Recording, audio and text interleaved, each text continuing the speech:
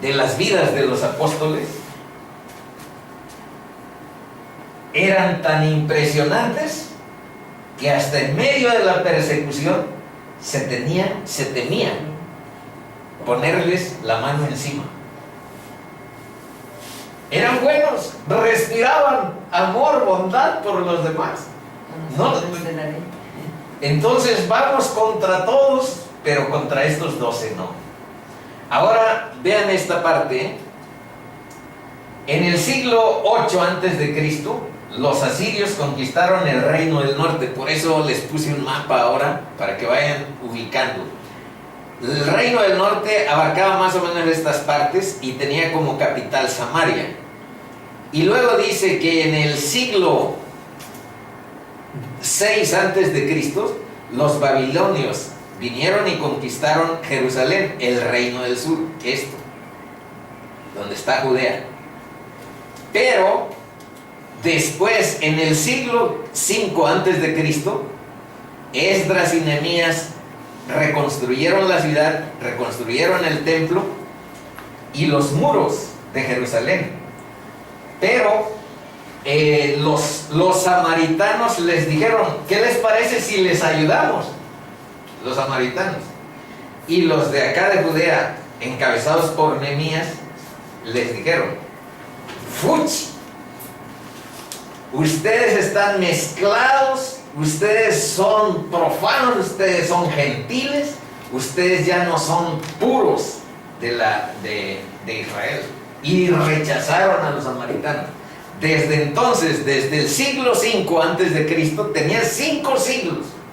Por eso en el capítulo 4 de Juan, si ustedes leen, cuando Cristo sí va a Samaria y encuentra ahí una mujer samaritana sacando agua, ahí dice que samaritanos y judíos no se llevan, no se hablaba, porque desde ese siglo mantuvieron odio los samaritanos contra los judíos.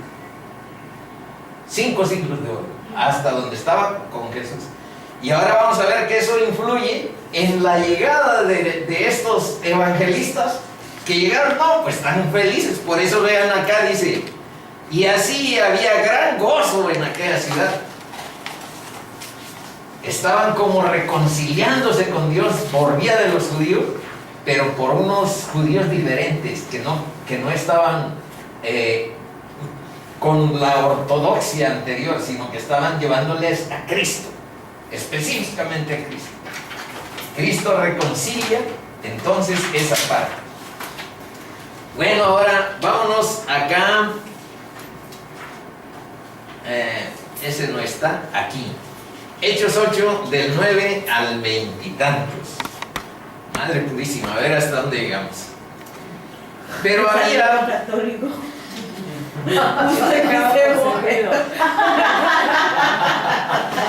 La costumbre. Pero había un hombre llamado Simón que antes ejercía la magia en aquella ciudad. Estamos hablando de Samaria, y había engañado a la gente de Samaria haciéndose pasar por algún grande.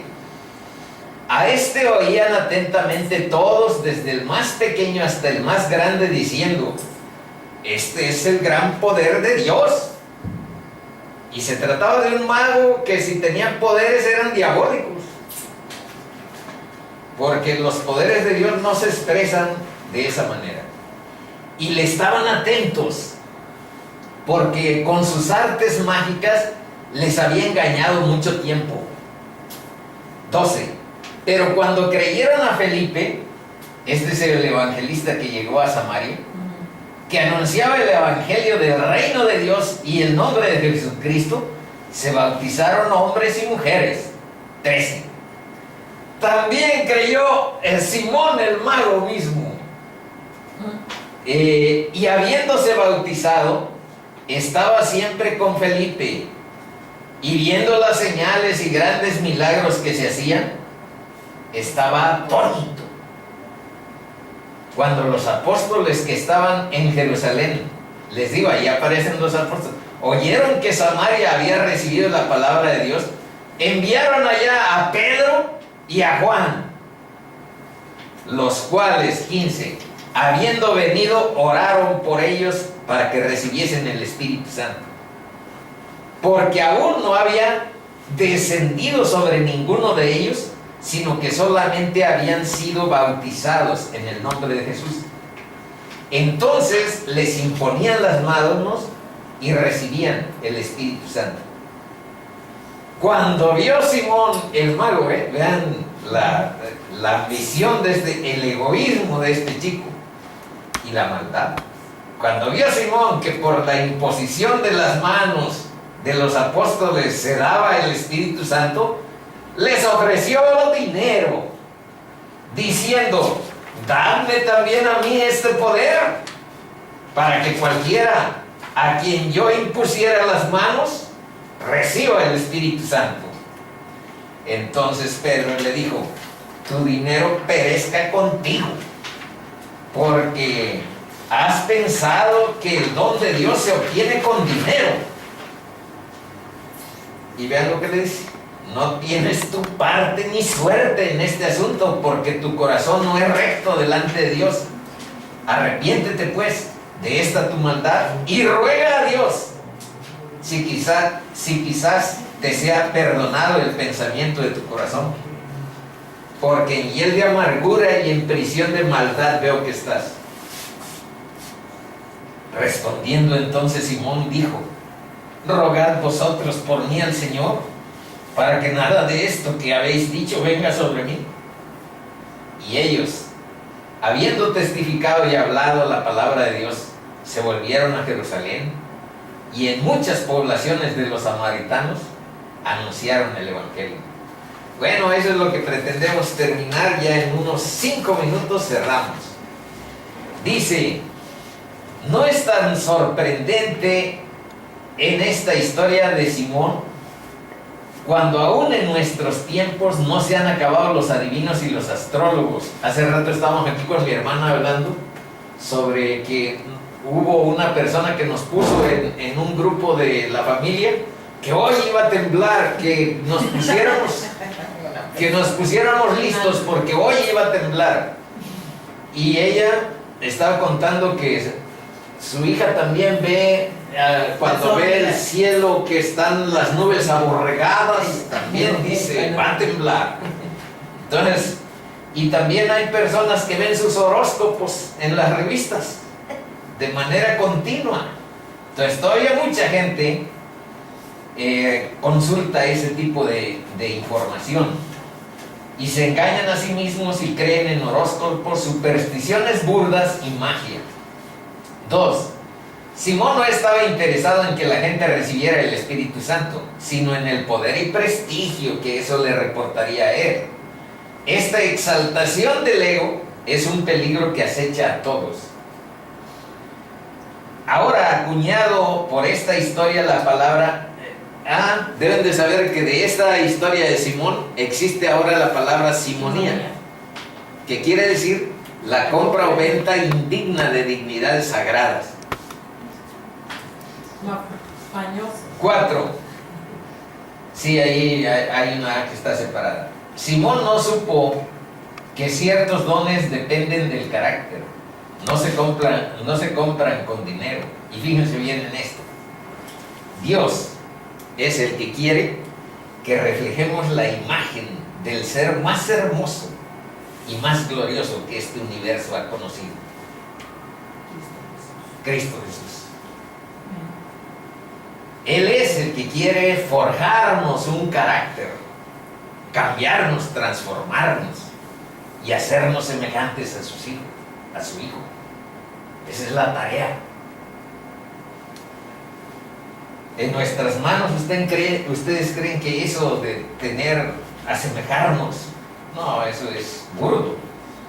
Para comunicar a otros el Espíritu hay que ser no un hombre rico, sino un hombre controlado por el Espíritu Santo. ¿Con qué cerraríamos?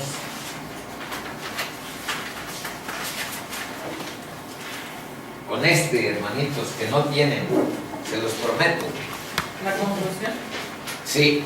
Dice: Simón oyó el Evangelio, vio los milagros hizo profesión de fe en Cristo y fue bautizado, y sin embargo probablemente nunca nació de nuevo. Nacer de nuevo es tener nueva vida, nueva perspectiva de vida, nuevo corazón nuevamente, y haber sido limpiado y perdonado de todo el mugrero y la inmundicia en el que nuestro corazón estuvo cautivo, atrapado, pensando que íbamos bien. Bueno, ¿cuál fue el diagnóstico de Pedro respecto a Simón el mago? Tu corazón no es recto delante de Dios, número 1. 2, estás lleno de amargura y de maldad. ¿Y qué solución le presentó? ¿Sabes qué, manito? Arrepiéntete. ¿Qué quiere decir? Cambia de mente, cambia de corazón para limpiarte de la amargura, la maldad y el pecado en el que yo te veo. Eso le dijo Pedro.